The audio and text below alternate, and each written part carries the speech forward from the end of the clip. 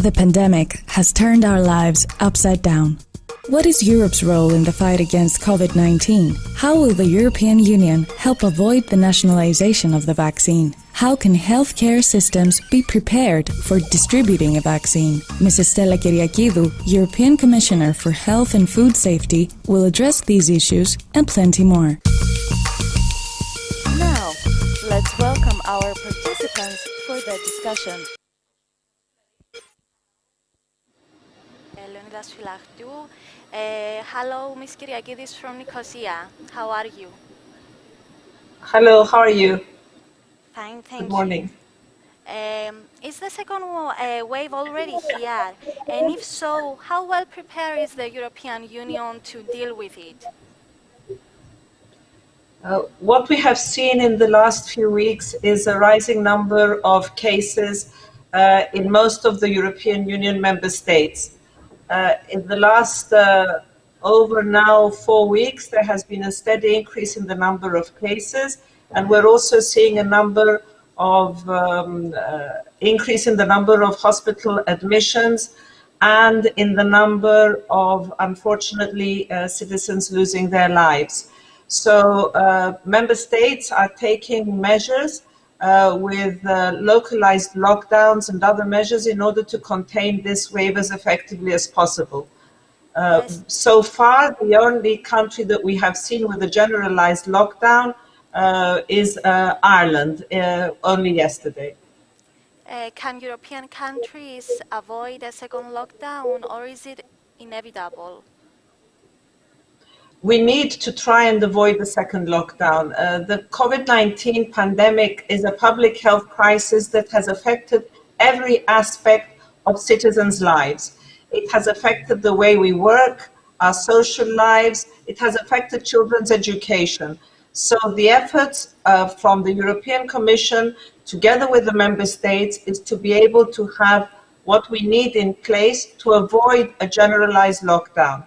We have come out with recommendations for this, and this needs to be testing, a lot of testing, contact tracing, isolation where necessary, but citizens also have a responsibility to be able to follow the measures of personal protection that member states are putting out. Should we expect another economic package from the European Union?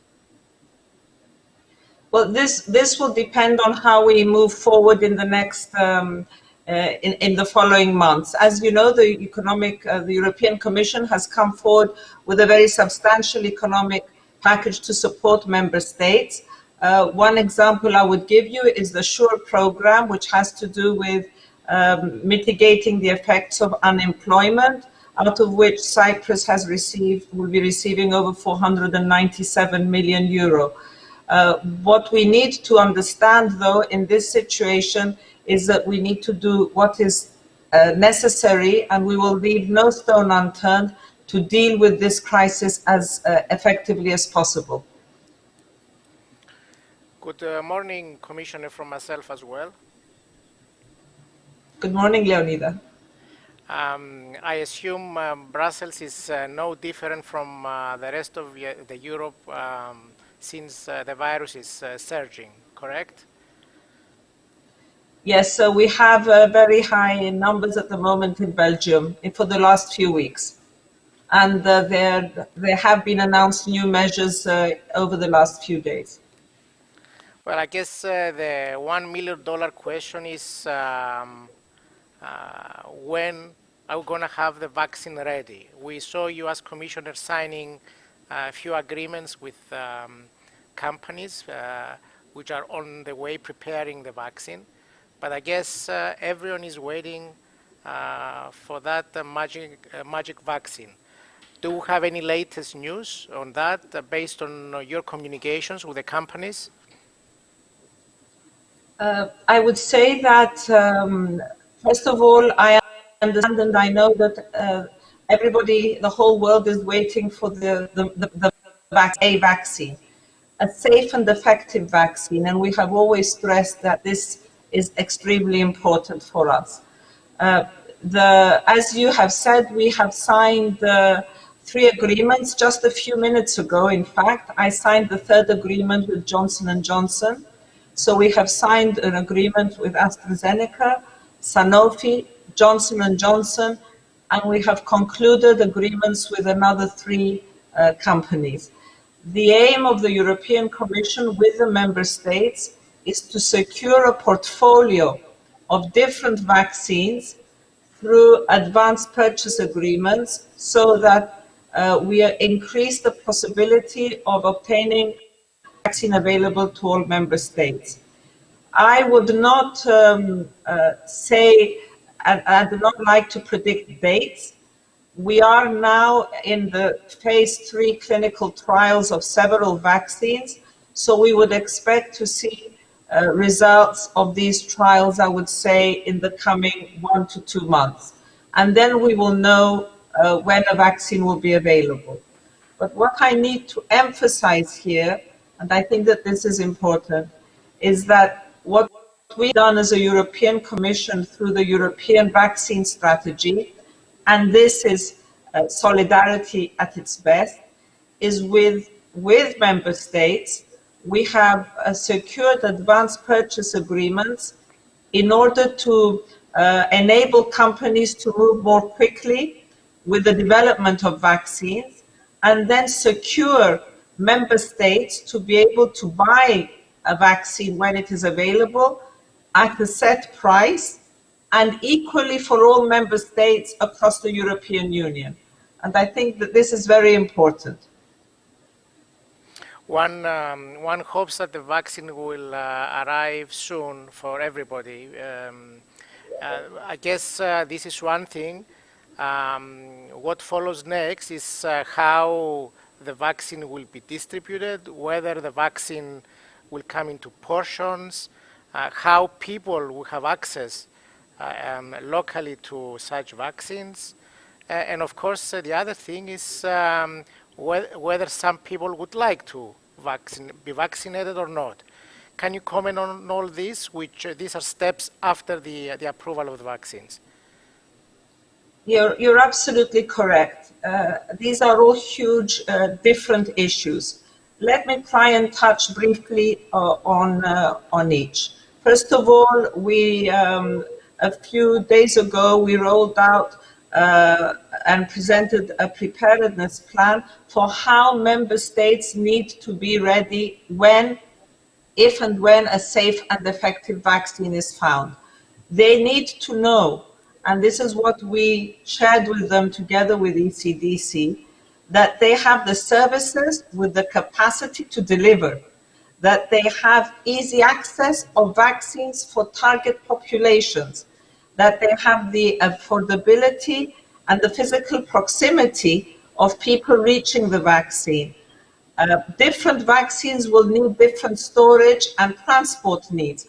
All this has already been presented by us to the member states, and we will be monitoring closely with them to see that everything is in place. Because as you said, the moment a safe and effective vaccine is found, we need to ensure that it can reach all member states and then all the citizens as quickly as possible. On the second aspect, the aspect of clear communication is very important. You know as well as I do that there is a lot of misinformation on vaccines, and we have seen vaccine hesitancy not only for COVID-19, but for other vaccines which have to do with childhood diseases. So it's important that member states and we address misinformation in order to decrease vaccine hesitancy. And so I never stop stressing that even when we sign agreements, no vaccine authorization will be given unless there is independent scientific safety approval from the European Medicines Agency. Because we want to assure citizens that we, of course, all want a vaccine, but we need to ensure that it is a safe and effective vaccine. This is a very important message we need to keep sending out. Okay, and I guess the third wish is returning back to normality, um, which this follows vaccination. How do you see that being achieved? And also combining the two, the distribution, the vaccination, and also returning back to normality. How long do you envisage it will take to do that? When we reach a safe and effective vaccine, this is not going to be a silver bullet, and people need to understand that. We are not going to find a safe vaccine and the next day COVID-19 will be over. We are going to need to understand that we will have to follow the non-pharmaceutical interventions for a while. So keeping our social distances, wearing our masks, hand hygiene. I can understand, because we are all affected, that people want to get back to a normality. But this will take some time once we have a vaccine in order to have the coverage that we need and to be able to ensure that citizens are able to have access to it. So will, I believe, if I just may say, we are also looking at diagnostics and therapeutics at the same time. Vaccines is one very important area that everybody is looking at, but in parallel, as a European Commission with the European Medicines Agency, we are constantly looking at therapeutics and what we have now that could allow us to treat those affected by COVID-19 in a more effective way. Allow me, please, Marina, to continue Yes, on sure. that, because that was Yes. my next question on the therapeutics. Because vaccination, of course, is one thing, but having an efficient drug is an equally important step. What are the news from the drug companies on this? I assume they are doing a lot of research. Still, a lot of information is coming out. I was reading today about a new article in the Science magazine that they have discovered more precisely how the virus interacts with the cells, and therefore these are potential targets. What is the information that we have from the drug companies, and how close do you think we are on developing a drug and making available to people? We are following this up very closely with the European Medicines Agency. As you may know, the European Commission secured through the emergency support instrument over 30,000 treatment doses of remdesivir for patients. We are also looking at following clinical trials and supporting to do with plasma. There are constantly new developments, but I will say that what we're seeing now is that because health systems are able to cope better with the situation, they are better prepared than in March. We are able to locate, to find the patients at an earlier point of their diagnosis because of the testing. We are seeing also lower mortality rates. But this will very much depend on how the situation develops in the coming weeks and how health systems will be under pressure again. So I guess the next few weeks are crucial for many different things. Marina, you wanted to ask something? Yes, I was about to ask about the timeline, but I think it's okay. There are a lot of people that still don't believe, Commissioner, to the COVID-19 or vaccines. How does the European Union will handle this situation? Will you launch a new campaign? I have discussed this with health ministers. We have very frequent calls with all health ministers. There is a lot of misinformation out there. I have also discussed it with Facebook and Twitter in order to be able to address these issues. I understand that, especially in the younger generations, there is a difficulty in following the measures. But we must be honest. it is extremely difficult for everyone on a personal level. It's now over 8 months when we're asking citizens to change their social lives, their working lives, their family lives. We need to push forward with these communication strategies, especially, I feel, addressed to the younger generations, that they need to really follow the measures that are being put in place by member states, because no one is safe until everyone is safe. And by protecting ourselves, we protect the most vulnerable around us as well. So there is a great deal of work to do. You're absolutely right, Marina, in terms of communication, and I am constantly pushing member states on this. Allow me, Commissioner, to touch upon something else now about the digital technology. We all have experienced the importance of this technology. Actually, we're experiencing this now since we're having you in Brussels and we're here in Nicosia. But how important has the digital technology has proven in terms of diagnosing patients, in terms of making people living differently or working differently? And how do you see this being improving in the future as well? Digital technology is essential in the area of health. It can change the way health services are delivered, in the quality of services, in the reform of health systems. And this was already on our agenda and in my mandate, the creation of European health data space, to allow the safe, secure use and reuse of health data.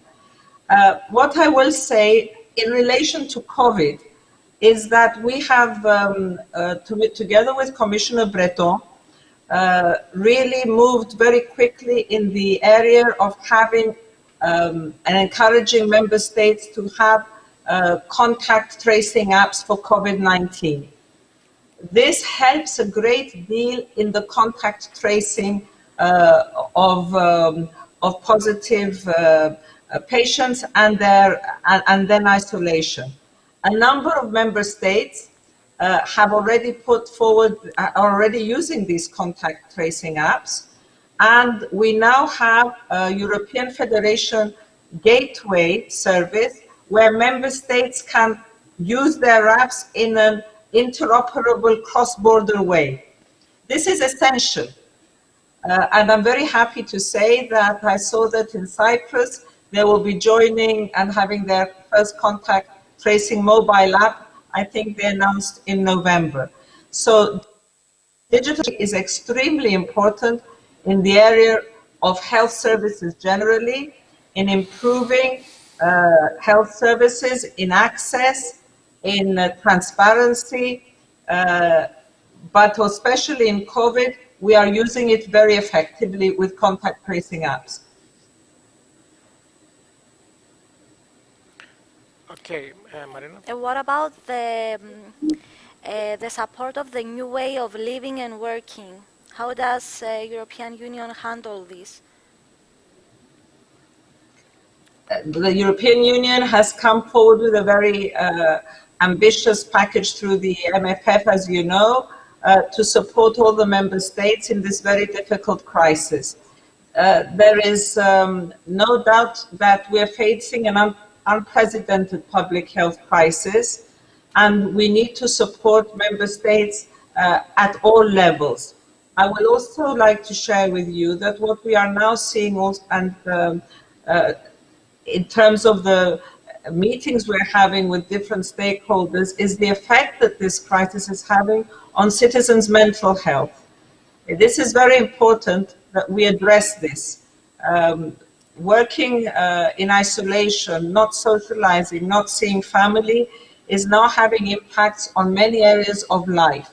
And as a Commission, we are working horizontally with all commissioners to address many of these subjects. I'd like to also share with you that we are now looking also at issues to do with with travel, with testing strategies. We are putting out constantly recommendations and sharing them with member states, because fragmentation is not the way that we can go forward as a European Union.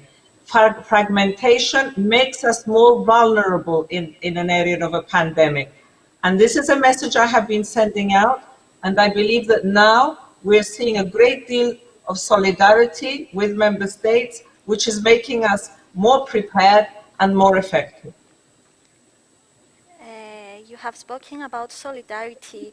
What about the health data exchange? Is there any progress between the member states in developing cooperation? Yes, as I said, we're developing a European health data space. Some of the member states have already set up specific national structures for this, and this was something that we'll be working on coming into the next year. It's a very important part of any strategy, and especially now when we're facing a situation like COVID-19, the exchange of data is very important. Let me also share with you that we have a past and ongoing success story in terms of health data and exchange, and how this has worked with the European reference networks. I'm sure Mr. Phylaktou is very well aware of them, which were set up to help those scientists and patients with rare diseases through the exchange of data and patient information. This has proved to be extremely successful, and we'll be further expanding this also with Europe's Beating Cancer Plan.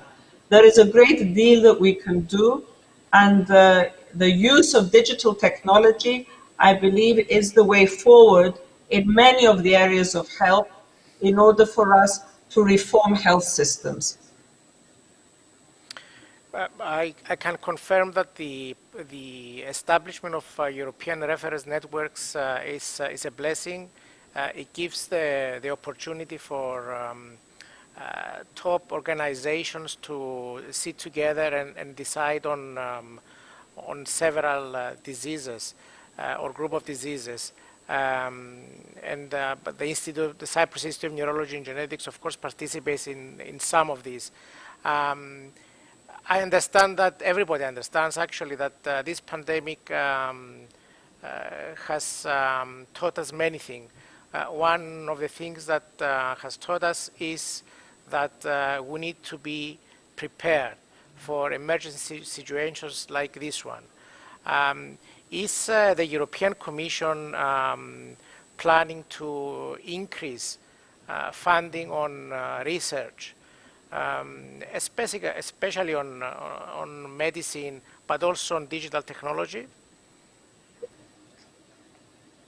Yes, we need to be prepared. Preparedness is key, and solidarity is key. In this sense, as you know, health is a member state competence. But I have said from the beginning of this pandemic that we need more Europe in the area of public health. And President von der Leyen, in her State of the Union speech, spoke of a Europe Union for Health. We put forward a very ambitious EU for Health program, the European Commission, of 9.6 billion. Unfortunately, in the discussions, this was reduced significantly to 1.7 billion. It is still 4 times more than we ever had available for a standalone health program. So within that, for myself, it's a huge political challenge to be able to push forward with much of what we need to do. Together with Commissioner Gabriel, we work very closely in the areas of funding for research.